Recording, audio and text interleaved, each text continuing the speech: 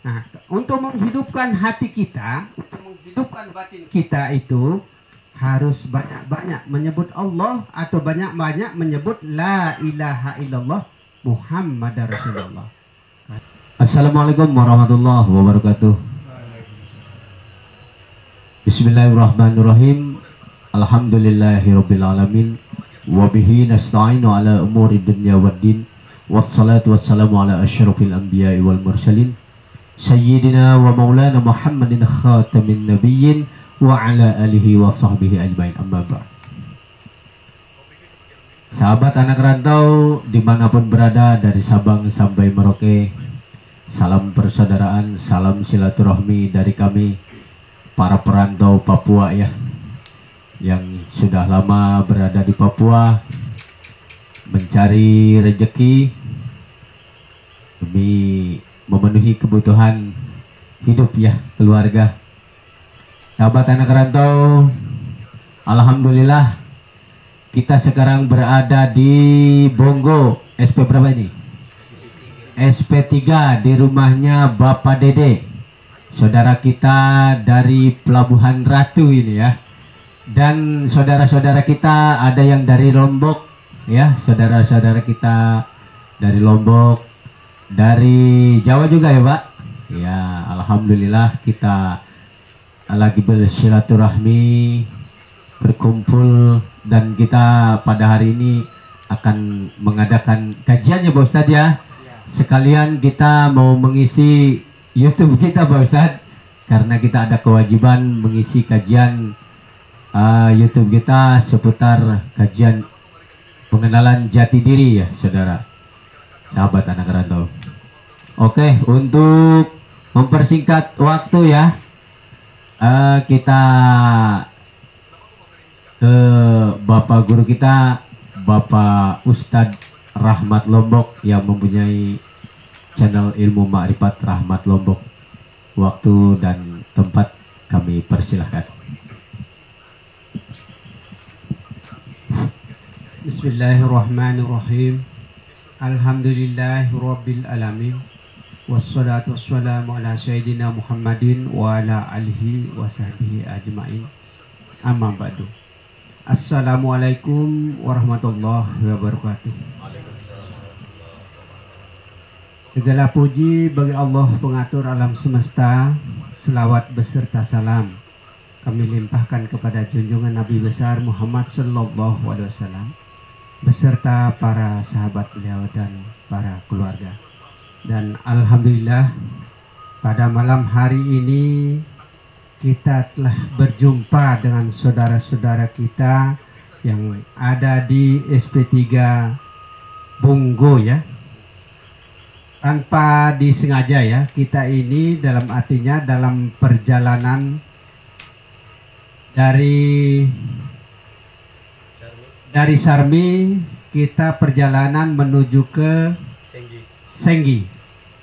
Ternyata alhamdulillah di sini Allah mempertemukan kita dengan saudara-saudara kita, terutama yang ada di SP3 ini, bahkan dengan satu suku ya. Ada beberapa saudara kita yang ada di Lombok di sini. Ternyata dengan izin Allah kita telah bertemu, berjumpa dan bisa bertatap muka, yaitu tidak lain tujuannya adalah untuk bersilaturahmi. Dan tak lupa juga kami ucapkan alhamdulillahirabbil alamin kepada saudara-saudara kita yang ada dari Jawa juga di sini. Ternyata sudah hadir di sini.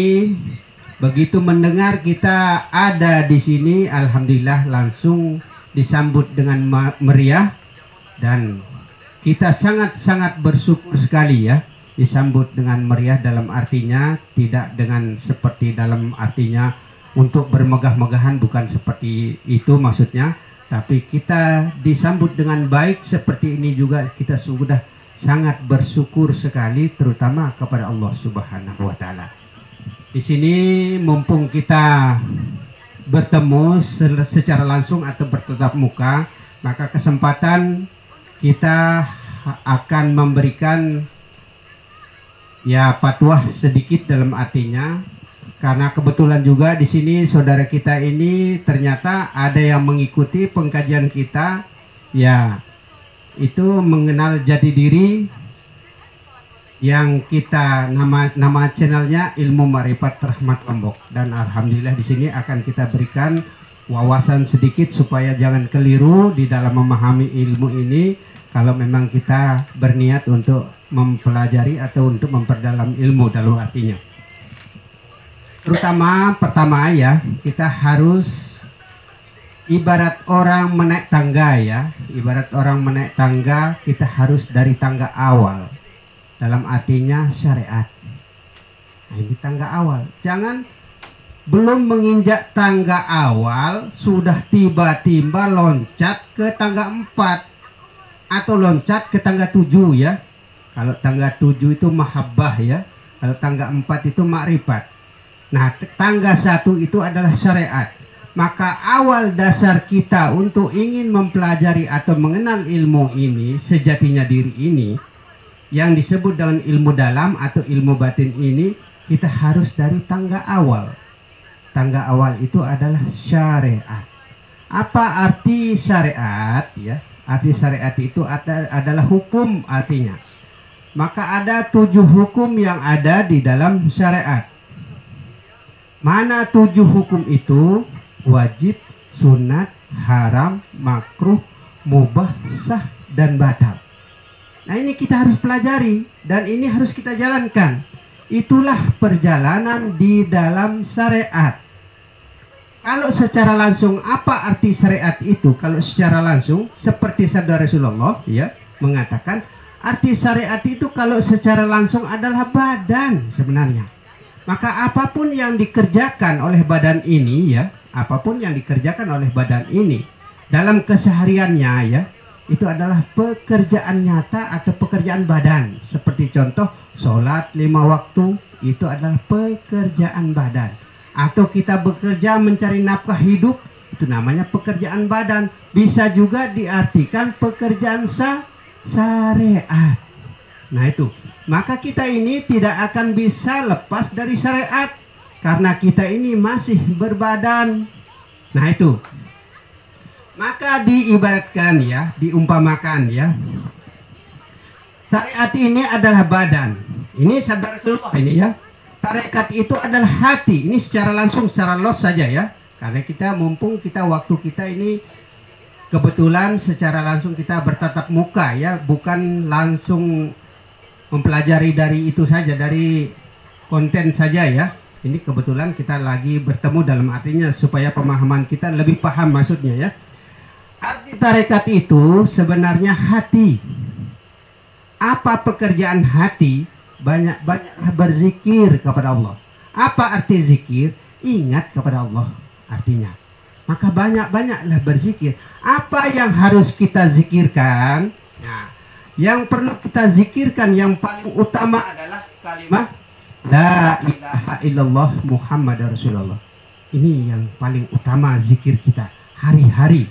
Kalau bisa ya, jangan kita hanya membaca la ilaha illallah saja.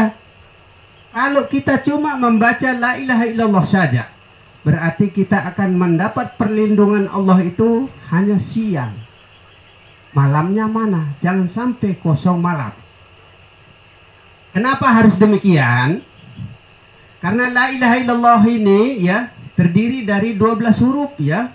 12 huruf maka menandakan 12 jam siang. Nah, Muhammad Rasulullah ini terdiri dari 12 juga hurufnya. Maka di situ kita akan dilindungi 12 jam malam. Nah, antara siang dan malam terdiri dari 24 jam. Datang dari mana 24 jam itu? 12 hurufnya la ilaha illallah dan 12 juga hurufnya Muhammad Rasulullah. Ini perlu kita ketahui ya. Ini sebagai dasar utama kita masuk dalam pengkajian diri. Karena ini belum masuk ke dalam tahap pentauhidan diri supaya benar-benar menjadi tauhid segala-galanya. Karena kita harus mendasari dulu. Kalau kita tidak mendasari, ya nanti itu yang mengakibatkan kebingungan kepada kita. Nah, di situ dari mana datangnya 12 dari la ilaha illallah. Dari mana datangnya 12 jam malam? Dari Muhammad Rasulullah. Maka kalau bisa ya, kita harus baca la ilaha illallah Muhammad Rasulullah. Nah, datangnya la ilaha illallah Muhammad Rasulullah itu ya, ini yang perlu kita perhatikan. Maka di situ betul-betul kita renungkan di dalam hati, betul-betul kita hayati di dalam hati, dan betul-betul kita hidupkan hati, hidupkan batin kita dengan kalimah-kalimah Allah. Jangan sampai kita lupa, luput, lengah dalam keseharian kita. Intinya jangan pernah kita melupakan kalimah-kalimah itu. Tapi yang terpenting sebenarnya, yang lebih penting dari itu sebenarnya kalimah Allah ya. Kenapa kalimah Allah ini? Kalimah Allah ini ya, nama zatnya Allah itu adalah Allah namanya. Itu Allah namanya, zatnya Allah itu sebenarnya yang lebih penting. Nah, ini yang perlu kita perhatikan ya, perlu kita pahami dalam artinya. Karena kalimah Allah ini mengalahkan segala-galanya. Semua itu kalah dengan kalimah Allah. Maka yang paling terbaik adalah jadi ucapan kita, jadi ingatan kita dalam keseharian itu adalah Allah sebenarnya. Allah itu melebihi dari segala-galanya. Maka betul-betul kita hidupkan batin kita, kita hidupkan hati kita dengan kalimah-kalimah Allah. Nah itu. Nah, kita lanjutkan tadi ya mengenai la ilaha illallah itu, supaya benar-benar merasuk di dalam diri kita, supaya benar-benar masuk di dalam batin kita, maka kita harus perbanyak kalimah-kalimah Allah. Itu intinya. Nah, untuk menghidupkan hati kita, untuk menghidupkan batin kita itu harus banyak-banyak menyebut Allah atau banyak-banyak menyebut la ilaha illallah Muhammad Rasulullah. Kalau kita lupakan Allah, Allah akan melupakan kita. Maka jangan pernah kita lupa kepada Allah walau siang dan malam. Orang-orang terdahulu ya, orang-orang terdahulu itu sanggup dia tidak tidur untuk selalu mengingat kepada Allah. Kalau kita ingat Rasulullah ya, Rasulullah Shallallahu Alaihi Wasallam itu selalu dia istiqomah kepada Allah. Sampai rambutnya cepat putih, dipertanyakan oleh sahabat, ya Rasulullah, kenapa rambutnya si Rasulullah itu kok cepat sekali putih? Apa jawaban Rasulullah? Karena saya selalu istiqomah siang dan malam. Tapi kita kok malas, kita selalu mengingat Allah, malas kita selalu menyebut Allah siang dan malam. Tapi semampu kita, dan kita ini ada lengahnya, ada lupanya, ada luputnya, ada kesibukannya. Karena kita ini adalah masih bersyariat dalam artinya mencari hidup. Nah, kita semampu kita, dalam artinya kita harus betul-betul memperbanyak ingat atau bertauhid atau menyebut nama Allah atau kalimah la ilaha illallah Muhammad Rasulullah. Kalau kita uraikan lagi, la ilaha illallah Muhammad Rasulullah ini sungguh panjang ya. Dia merangkum alam. Alam jagat raya ini dirangkum oleh kalimah la ilaha illallah ya, Muhammad Rasulullah. Contoh, 7 ayat Al-Fatihah, 7 huruf yang tidak terdapat di Al-Fatihah, dan 7 pula petala bumi, 7 petala langit, 7 kejadian kita, dan 7 pula kejadian Adam. Semua itu dirangkum oleh kalimah la ilaha illallah Muhammad Rasulullah. Datang dari mana dia? Serba 7 itu datang dari la ilaha illallah. 4 kalimah ya. Muhammad Rasulullah, 3 kalimah menjadi 7. Maka ini yang disebut serba 7, apa yang ada di bumi maupun langit. Kenapa tadi saya mengatakan bahwa 7 kejadian Adam, contoh ya, contoh ini 7 kejadian Adam, tanah, air, api, Hawa, bentuk sempurna jadi jiwa. Ini fakta nyata ya. Tapi inti yang sejatinya itu adalah nur sebenarnya. Karena semua itu datangnya dari nur, yaitu Nur Muhammad. Allah berkata ya, tidak akan aku ciptakan bumi dan langit ini kalau bukan karena kebesaran nurmu wahai Muhammad, kata Allah. Berarti semua itu adalah datang dari Nur Muhammad, termasuk alam jagat raya ini, alam semesta ini datang dari Nur Muhammad. Barang siapa yang tidak mengetahui ini, maka sesungguhnya tidak sah ia merapat kepada Allah. Maka sesungguhnya tidak sahlah ia bermarifat kepada Allah. Itu. Maka kita harus paham bahwa yang jadi rohnya alam jagat raya ini adalah Nur Muhammad. Maka semua itu kita harus kembalikan kepada Nur Muhammad supaya bercahaya kita di akhirat nanti. Nah, seperti itu.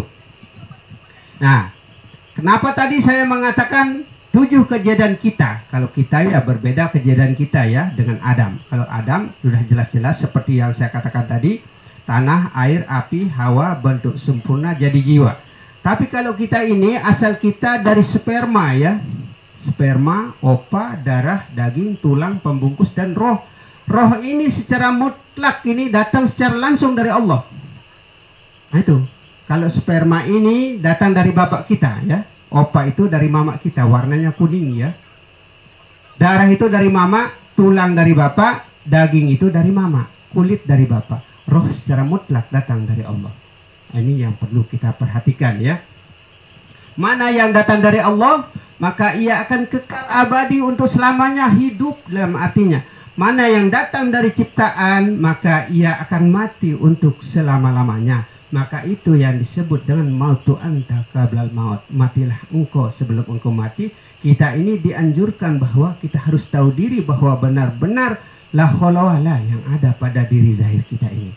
Bagaimana kira-kira bisa dipahami? Paham ya? Sungguh sederhana sekali cara penyampaiannya. Mudah-mudahan kita bisa memahami ya. Nah, mana yang datang dari Allah mutlak. Itu akan hidup untuk selama-lamanya sampai di akhirat nanti, roh dalam artinya. Karena roh itu adalah merupakan zatnya Allah yang mutlak itu. Itulah yang disebut dan wujud. Maka alam ini juga berwujud, kita juga berwujud. Itu merupakan semua yang ada di alam jagat raya ini. Kita juga seisi, kita ini adalah isi alam. Maka itu juga merupakan wujud. Nah itu. Maka la maujudu ilallah, tiada yang berwujud-wujud di alam ini kecuali wujud Allah semata. Termasuk kita semua ini adalah wujudnya Allah, rupanya Allah. Nah itu rupa Allah sebenarnya. Intinya seperti itu. Maka dikatakan wujud Allah. Tapi bukan hanya kita saja. Alam semesta ini, apa yang ada dari yang terbesar sampai yang terkecil, semua itu adalah wujud Allah. Maka kita ingat bahwa kalau kita melihat diri kita sendiri, kalau kita lihat begitu, kalau kita membayangkan diri kita ini adalah ingat bahwa itu adalah wujudnya Allah. Nah itu yang dalam ya. Yang zahir badan zahir ini maksudnya itu adalah merupakan sifat. Sifat ini tidak akan bergerak ya. Perlu dipahami ini karena kita akan mempelajari selanjutnya di konten yang akan kita lanjutkan. Seperti saudara kita ini satu ini ternyata sudah pernah membuka konten kita ya. Maka saya akan memberikan pemahaman di sini supaya jangan sampai salah paham. Supaya jangan sampai gagal paham. Makanya kalau bisa kita tonton semuanya dari awal sampai akhir. Jangan kita beranggapan bahwa oh tidak mungkin dan tidak mampu saya akan menjalankan. Kok rumit sekali, kok susah sekali, kok panjang sekali. Jangan kita beranggapan seperti itu. Karena kita dituntut sebenarnya untuk mempelajari ilmu. Bahkan sampai negeri Cina pun kita dianjurkan untuk menuntut ilmu. Bahkan dari buayan ibu kita dianjurkan untuk menuntut ilmu sampai kita masuk ke liang lahat. Maka jangan beranggapan bahwa oh saya sudah tua, terlambat saya akan menuntut ilmu. Jangan beranggapan seperti itu.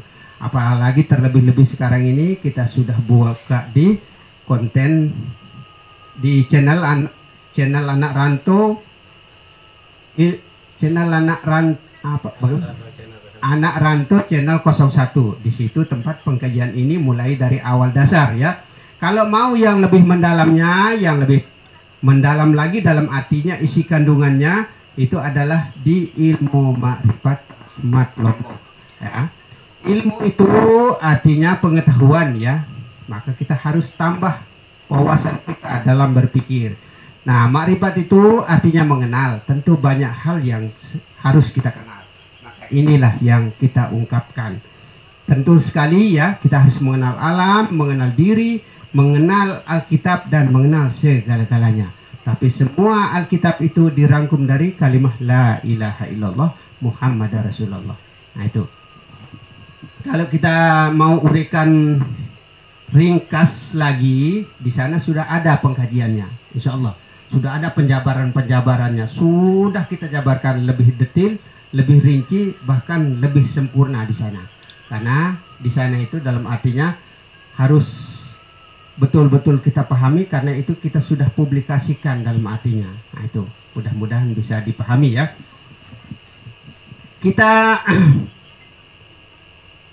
Kita lanjutkan ke la ilaha illallah Muhammad Rasulullah ya. La ilaha illallah Muhammad Rasulullah ini merangkum Alkitab. Kenapa dikatakan merangkum Alkitab? Karena la ilaha illallah Muhammad Rasulullah ini ya terdiri dari 7 kalimat tadi ya. 7 kalimat tadi dari la ilaha illallah, 4 kalimat Muhammad Rasulullah. Kita ambil singkatnya saja ya. Nah, dari 7 kalimah la ilaha illallah Muhammad Rasulullah, itulah kalimahnya, ayatnya Al-Fatihah itu. Maka Al-Fatihah itu juga terdiri dari 7 ayat. Yang perlu sekali kita pahami di dalam 7 ayat ini ya, karena Al-Fatihah ini merupakan bacaan wajib kita di dalam sholat ya. Perlu kita pahami, kalau bisa ya saya sarankan dari ayat demi ayatnya kita baca Al-Fatihah itu. Kalau bisa harus ikuti hembusan napas. Contoh ya, Bismillahirrahmanirrahim, hembuskan napas. Alhamdulillahirabbil alamin, hembuskan napas. Setiap ayat demi ayat harus hembuskan napas 1 kali supaya ada jaraknya. Nah itu. Kenapa harus seperti itu? Supaya menjadi napas Allah bersama beserta kalimat-kalimat Allah maksudnya. Kalau bisa seperti itu, jangan kita baca los begitu saja, pikiran kita melayang kemana-mana. Jangan sampai seperti itu, maka sia-sialah bacaan kita. Nah, itu karena Al-Fatihah ini sebenarnya harus dibaca beserta napas. Bahkan apapun bacaan-bacaan yang kita harus baca itu harus beserta napas, bareng dengan napas. Karena sesungguhnya ya, barang siapa yang bernapas dengan kalimat Allah ya, betul-betul maksudnya betul-betul bernapas dengan kalimat Allah, dibarengi maksudnya napas kita itu beserta Allah, maka sesungguhnya kita akan mendapatkan 1000 pahala. 1000 pahala syahid, atau seperti pahalanya orang yang mati syahid pada saat perang Badar, perang Uhud, perang Parit dan lain sebagainya. Mudah sekali sebenarnya. Nah, supaya kita mendapatkan 1000 pahala ini, kalau kita berbicara secara syariat ya, nah, memang seperti itulah anjurannya. Maka kita harus ikuti beserta napas supaya benar-benar menjadi napas kepasrahan kepada Allah Subhanahu wa taala beserta kalimat-kalimat atau ayat-ayat Al-Qur'an atau kalimat Allah begitu. Sebenarnya kalau kita mengikuti secara tarekat ya, kalau kita tangga kedua ya, kalau syariat tadi kan tangga pertama, kalau tarekat itu adalah tangga kedua. Kalau kita mengikuti secara syariat, bunyi napas itu ya, hu Allah bunyinya. Hu-nya tarik napas ke dalam, Allahnya bunyikan hembusan napas keluar supaya menjadi napas penyatuan kepada Allah, dan hembusan keluar supaya menjadi napas kepasrahan kepada Allah. Itu bunyinya napas. Maka kalau bisa kita iringi napas kita ini dengan kalimat hu Allah, hu Allah, hu Allah. Seperti itu caranya. Kalau kita tidak seperti itu ya, sebenarnya jangan sampai kita dihitung oleh Allah bahwa kita ini nanti kematian kita itu disamakan dengan kematiannya binatang. Jangan sampai kita disamakan oleh Allah kematian kita dengan kematian binatang. Maka setiap hembusan napas, setiap denyut jantung, setiap gerak kita, setiap langkah kita harus beserta Allah atau beserta kalimat-kalimat Allah. Nah ini bagaimana? Kira-kira bisa dipahami? Bisa kira-kira? Nah, oleh sebab itu, karena kalau anggota tubuh kita ini tidak bekerja beserta Allah, tidak dibarengi dengan karena Allah, ya, itu nanti itu yang akan disiksa oleh Allah Subhanahu wa taala. Akan disiksa. Kalau tidak bekerja anggota tubuh kita ini lahir maupun batin beserta Allah, tidak dibarengi dengan Allah. Jangan pernah kita merasa jauh dengan Allah, ya. Jangan pernah kita merasa jauh dengan Allah. Karena Rasulullah SAW mengatakan, urat nadimu dikatakan dekat, sesungguhnya Allah lebih dekat daripada urat nadimu. Bahkan Rasulullah juga menambahkan, barang siapa yang merasa jauh dengan Allah dari sekarang, sesungguhnya di akhirat nanti dia tidak akan bertemu dengan Allah, atau tidak akan berjumpa dengan Allah. Nah itu, jangan sampai seperti itu.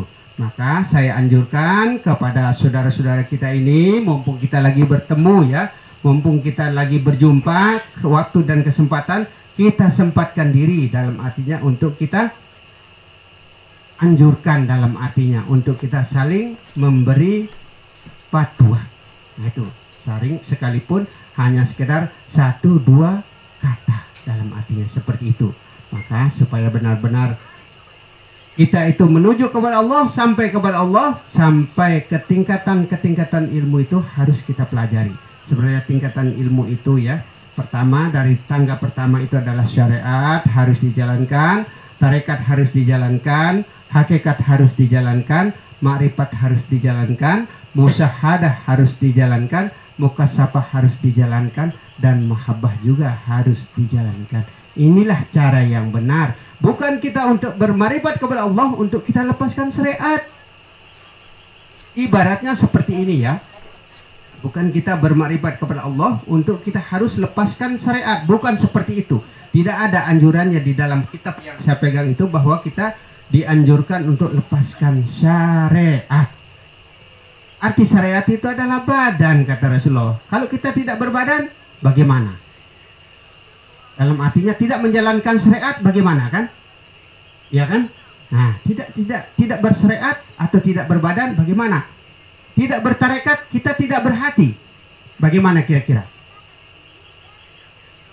Betul tidak ini? Nah, kalau kita tidak berhakikat atau tidak bernyawa, kira-kira bagaimana kira-kira?